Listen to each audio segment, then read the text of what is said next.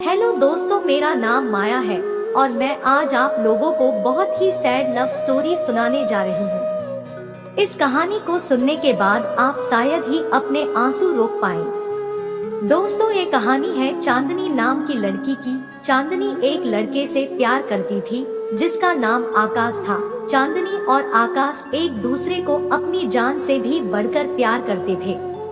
ये कहानी उस दिन की है जिस दिन चांदनी का जन्मदिन था। सभी लोग आ चुके थे सिवाय आकाश के। चांदनी आकाश का बेसब्री से इंतजार कर रही थी क्योंकि चांदनी को पूरी उम्मीद थी कि आकाश आज उसे शादी के लिए प्रपोज करेगा और गिफ्ट में डायमंड की रिंग देगा। इसीलिए वो बार बार दरवाजे की तरफ देखे जा रही थी। तभी दरवाजे की घंटी बजती है और आकाश सामने खड़ा होता है। आकाश बहुत खुश लग रहा था। तभी आकाश कहता है, सॉरी चांदनी, मुझे माफ कर दो, मैं आने में थोड़ा लेट हो गया।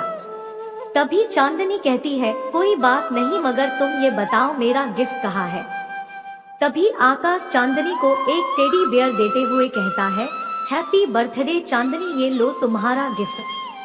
अरे ये क्या, मैंने तो सोचा था कि आकाश मेरे लिए हीरे की अंगूठी लेकर आएगा और मुझे प्रपोज करेगा, मगर ये तो एक छोटा सा टेडी बियर लाया है। चांदनी मन ही मन ये सोचते हुए बहुत गुस्सा हो जाती है और बिना कुछ बोले और बिना कुछ सोचे समझे टेडी बियर को उठाकर घर की खिड़की से बाहर फेंक देती है। गुस्सा चांदनी के चेहरे पर साफ झलक रहा था। चांदनी को गुस्से में देखकर आकाश दौड़कर नीचे जाता है टेडी बेयर को उठाने के लिए, जो कि सड़क के बीचों बीच पड़ा था। जैसे ही वो टेडी बेयर उठाने के लिए झुकता है तभी रोड पर एक कार उसको टक्कर मारकर चली जाती है और तभी तुरंत आकाश को हॉस्पिटल ले जाया जाता है। लेकिन हॉस्पिटल पहुंचने पर डॉक्टर उसको मृत घोषित कर देते हैं। फिर कुछ देर बाद चांदनी हॉस्पिटल पहुंचती है और आकाश को मरा हुआ देखकर बहुत रोती है। आकाश के शव के पास ही वो टेडी बेयर भी पड़ा था। चांदनी उसे अपने सीने से लगाकर बहुत रोती है और बिलखती है।